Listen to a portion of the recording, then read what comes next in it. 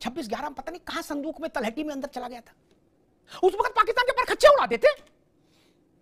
वे अभी कांग्रेस वाले कह रहे ना कि अभी बदला नहीं हुआ है पहलगांव का और रक्त होना चाहिए। ठीक है, मैं समर्थन में हूं। 26/11 में क्या चींटी मरी थी? नहीं ना, चींटी मरी थी कि मच्छर मरे थे? धुआं धुआं कर देना चाहिए था, इस्लामाबाद उड़ा देना चाहिए था। और मनमोहन सिंह जी तो वहीं के थे, वहां जाते और झंडा फहराते, कहते आज से पाकिस्तान भी हमने अपना कर लिया, डोंट वरी, लड्डू बांटो। तब तो ये कहा कि भाई टाइपिस्ट को बुलाओ, चिट्ठी लिखवाएंगे 4-6 कड़ी कड़ी निंदा करते हुए, क्या और डोजियर बनाएंगे। तब तो डोजियर बना रहे थे। अरे तभी कर देते तो ये नौबती नहीं आती भैया।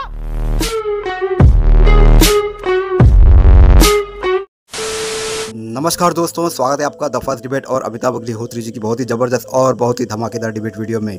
दोस्तों, ऑपरेशन सिंदूर के युद्ध विराम होने के बाद आपको पता ही कांग्रेस किस तरह से चढ़ बैठी थी बीजेपी पे कि युद्ध विराम क्यों हुआ, हमें बताओ युद्ध विराम की शर्तें क्या है, ट्रंप ने क्या ऐसी शर्तें लाद दी कि आपने युद्ध विराम कर दिया। तो दोस्तों, आज सभी का जवाब प्रधानमंत्री मोदी जी ने कानपुर की एक रैली में करते हुए दे दिया कि पाकिस्तान जब घुटने पर आया, पाकिस्तान हमारे सामने गिड़गिड़ाया, तब जाके हमने युद्ध विराम कर दिया। लेकिन दोस्तों, विवेक नारायण जो कांग्रेस के प्रवक्ता आए हैं, समझ लीजिए कि उनको राहुल गांधी जी की जुबान वो बोल रहे हैं। इन विवेक नारायण का कहना ये है कि हमें बताना जरूरी था, उसके बाद भी युद्ध विराम करना चाहिए था। बीजेपी की सरकार फेल हो चुकी है इस मामले पर, ट्रंप के दबाव में आ गया वगैरह वगैरह, इन्होंने बहुत सारी बातें कही। लेकिन दोस्तों, जब इनके तर्कों का जवाब अमिताभ अग्निहोत्री जी ने दिया, वो आपको देखकर बहुत ही मजा आएगा। बहुत ही जबरदस्त विश्लेषण अमिताभ अग्निहोत्री जी का, और जवाब तो बहुत ही तोड़ फोड़ हुए। दोस्तों, पूरा देखिए डिबेट, आपको बहुत ही आनंद आने वाला है। एक एक सेकंड इस डिबेट का जबरदस्त है। तो चलिए शुरू करते डिबेट वीडियो, लेट्स स्टार्ट। बहुत दिन हो गए हैं, मजा नहीं आ रहा है। अभी मजा आएगा ना भिड़ो। पिक्चर चालू करो बे। मंच पर माइक पर प्रधानमंत्री बोल रहे। अब प्रधानमंत्री से ज्यादा प्रामाणिक बात तो किसी की नहीं मानी जा सकती कि युद्ध क्यों रुका। अच्छा लगे तो भी प्रधानमंत्री की ही बात अंतिम, और बुरा लगे तो भी नहीं। और किसकी मानेंगे? गुड्डू पानवाले की बात तो चलेगी नहीं भाई, प्रधानमंत्री की ही बात माननी पड़ेगी ना। भारत का कार्यकारी प्रमुख कौन है? प्रधानमंत्री। आपने पूछा कि सीज फायर कैसे क्यों किया, उन्होंने बताया, मंच से बताया कि पाकिस्तान गिड़गिड़ाया इसलिए हमने सीज फायर किया, और साथ में यह भी बता दिया कि गिड़गिड़ाने वाले यह भी ख्याल रखे कि हमने सीज फायर किया है, ऑपरेशन खत्म नहीं किया। विवेक जी, प्रधानमंत्री के बोलने के बाद तो आपको यह स्टेटमेंट जारी कर देना चाहिए था कि ठीक है हम संतुष्ट हुए। नहीं, अब कौन जवाब देगा प्रधानमंत्री की बात? भारतीय जनता युवा मोर्चा के कार्यालय प्रमुख के बयान से आप सहमत होंगे नहीं? लेकिन दुनिया के सबसे बड़े लोकतंत्र भारत में प्रधानमंत्री जी कहते हैं तो उसको अंतिम वाक्य माना जाना चाहिए। आपकी बात है, लेकिन प्रधानमंत्री के पद का यह भी दायित्व है कि आज जो आप कह रहे हैं कि माइक से कह रहे हैं, तमाम सब बात कही जा रही है, लेकिन विपक्ष उससे सहमत नहीं है। तो आज सवाल है कि लोकतंत्र के दो पक्ष होते हैं, पक्ष और विपक्ष। आज अगर विपक्ष सहमत नहीं है तो आज विपक्ष की मांग पे पार्लियामेंट का विशेष सत्र क्यों नहीं बुलाया गया? क्यों नहीं वहां बहस करी गई? क्यों आपने विपक्ष के आपने सवालों के जवाब दूर नहीं करे? आप माइक से बात करते हैं, आप रेडियो में बात करते हैं। विवेक जी, एक मिनट, मान लीजिए पार्लियामेंट का सेशन बुला ले तो मान लेंगे, ये बात ये जनता सब देख रही है। दूसरी बात अमिताभ जी है कि आप बात करते हैं कि पूर्ण विराम सीज फायर क्यों हुआ। अमेरिका ने कम से कम 10 बार ये बात कही है, बार बार, कि हमारे ट्रंप ने कहा कि हमने बीच में दोनों को राजी किया ट्रेड वार को बचाने के लिए या ट्रेड को लेके, ये बार बार कह रहा है। आप कहते हैं सीज फायर, आपने सेना, अगर आप सेना के भी होते, सेना का मनोबल भी देखते, तो आप सीज फायर आपने किससे पूछ के किया, किन शर्तों पे किया? आज तक देश को मालूम हुआ? ठीक है विवेक जी, ठीक है कि आपने सीज फायर क्यों किया? देश की सबसे बड़ी बूढ़ी पार्टी ये सवाल उठा रही है कि सीज फायर सरकार ने किससे पूछ के किया। अरे वो सरकार में इसीलिए बैठाए गए कि निर्णय करें। गजब बात है। बोले पप्पू इमरती वाले से नहीं पूछा, उसको क्यों नहीं बुलाया, लोकतंत्र है। अरे क्यों पूछेंगे? ये थेथरई से बचो सब लोग। पूर्व के लोग जानते थेथरई क्या, शुरू रुकिए। जब ताशकंद में समझौते का फैसला हुआ, विवेक जी रुक जाओ, तो किससे पूछा था, किससे मीटिंग की थी, किससे मीटिंग की थी? अरे रुको, आप लगातार बोलोगे सुन क्या पाओगे, फिर समझ ही नहीं पाओगे। किससे पूछा, किससे मीटिंग की थी? दिखाओ मीटिंग का कागज। 71 में जब समझौते पर गई सरकार, किससे पूछा था? गुड्डू से कि पप्पू से? किससे पूछा था? दिखाओ कागज। नहीं ना। 48 में किससे पूछा था? बोले नहीं हम नहीं पूछेंगे, लेकिन तुम सरकार में होगे तो हमसे पूछोगे। बोले क्यों? बोले हम रंगबाज हैं, हम पुराने जमींदार हैं। ऐसा नहीं होता भैया, लोकतंत्र में जमींदारी काय की? वो तो शरद पवार ही कह चुके कि कांग्रेस को ध्यान रखना चाहिए कि जमींदारी खत्म हो गई उसकी। हम नहीं कह रहे, पवार साहब कहते हैं। लेकिन आपको अभी भी ये लगता है कि हमसे क्यों नहीं पूछा? अरे क्यों पूछेंगे? आपने ऐसा कोई नजीर रखी कि जब आप सरकार में हो तो पूछे? नहीं ना। तो आप फैसला खुद किए, दूसरे से उम्मीद क्यों कर रहे भैया? जैसा बोया वैसे ही काटोगे महाराज। किसी ने पूछा हो तो कागज रख दो देश के सामने। हम आपके पक्ष में खड़े होकर तर्क करेंगे कि सरकार को कांग्रेस से पूछना चाहिए था। कांग्रेस जब सरकार में रही उसने पूछा क्या? नहीं। इमरजेंसी लगाई, किसी से पूछा? नहीं। समझौता किया शिमला में, किसी से पूछा? नहीं। तो विवेक जी ये तो ध्यान रखना पड़ेगा। होता इसीलिए लोग कहते हैं जब अपना वक्त अच्छा हो तो उदार रहिए, तो बुरे वक्त में लोग मदद करते हैं, और जब अपने वक्त में रंगबाजी किए तो बुरे वक्त में कोई क्यों पूछेगा? बड़ी प्रैक्टिकल बात है। आप भी रंगबाजी कब तो किए नहीं, अब फंस गए तो ठीक है। हमको ट्रंप ने क्या, विवेक जी ने आधी बात बताई। ट्रंप ने जो हलफनामा दिया वहां आपने कोर्ट में, उसमें कोर्ट ने इस बात पर भी ट्रंप को खारिज किया कि आपने भारत पाकिस्तान का युद्ध रुकवा दिया। समझ रहे? कोर्ट ने भी खारिज कर दिया क्या? लेकिन हम मानने को तैयार नहीं।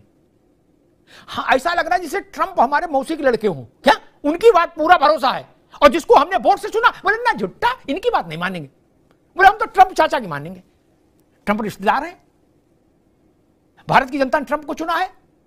भारत के मामले में ट्रंप की बात को हम अंतिम क्यों मानेंगे? किस लिए मानेंगे? ट्रंप की बात पर अमेरिका वाले भरोसा नहीं कर रहे, और यहां आप लोग छत पे चढ़े जा रहे हो उनके उत्साह में। इतिहास की गलती कोई नहीं बता रहा। हम कांग्रेस को ये बता रहे थे कि जैसा भैया बोए हो वैसे नहीं काटोगे।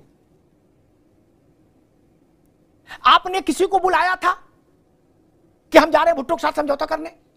समझौता ड्राफ्ट दिखाया था गुड्डू को, पप्पू को, रामलाल को, श्यामलाल को? किसी को दिखाया था? नहीं ना। तो उसी वोट से आप चुने गए जिस वोट से मोदी चुने गए। आप कह रहे हो आप फॉरवर्ड ब्लॉक वाले को भी क्यों नहीं बुलाए हैं? फॉरवर्ड ब्लॉक वाले क्यों नहीं बुलाए? मेरा मसला ये है। तो कौन पूछेगा आपकी बात?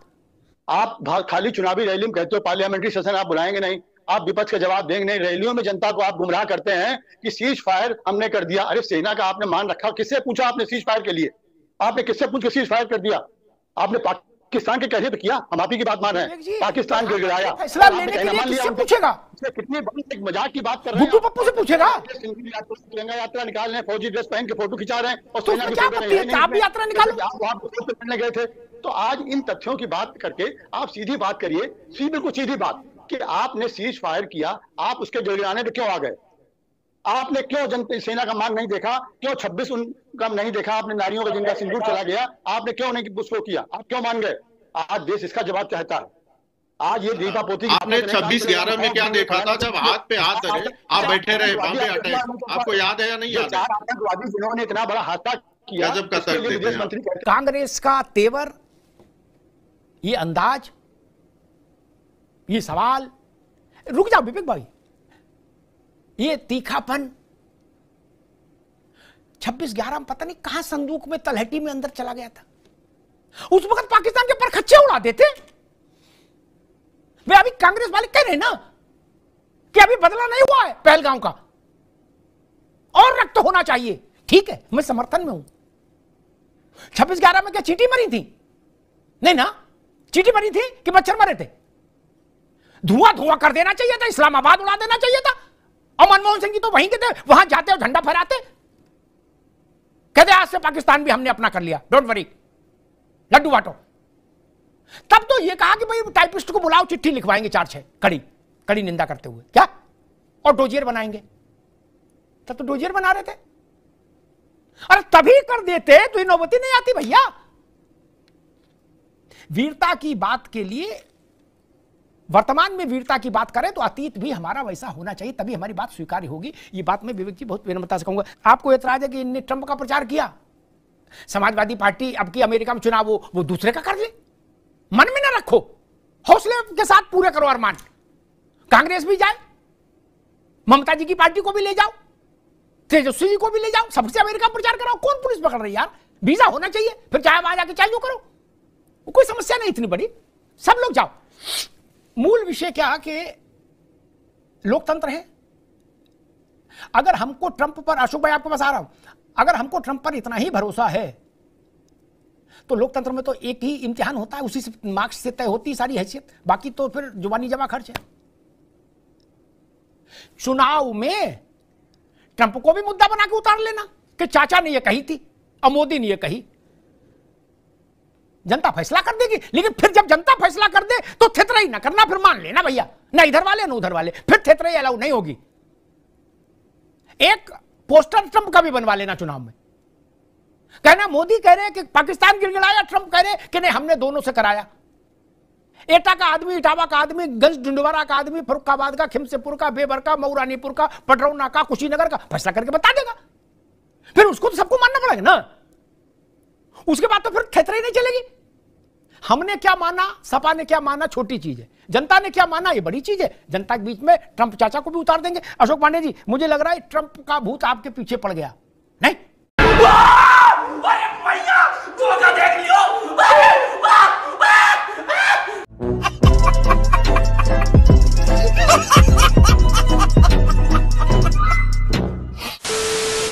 तो दोस्तों डिबेट हो गई खत्म, वीडियो हो गई पूरी। उम्मीद करता हूँ दोस्तों अमिताभ अग्निहोत्री जी की ये बहुत ही ज़बरदस्त और बहुत ही धमाकेदार डिबेट वीडियो आपको पसंद आई होगी। तो दोस्तों ऐसी डिबेट वीडियो देखना आपको पसंद है तो फर्स्ट डिबेट के इस यूट्यूब चैनल को आप सब्सक्राइब करते जरूर जाओगे। मिलता हूँ आपसे अगले वीडियो में, तब तक के लिए जय हिंद, वंदे मातरम।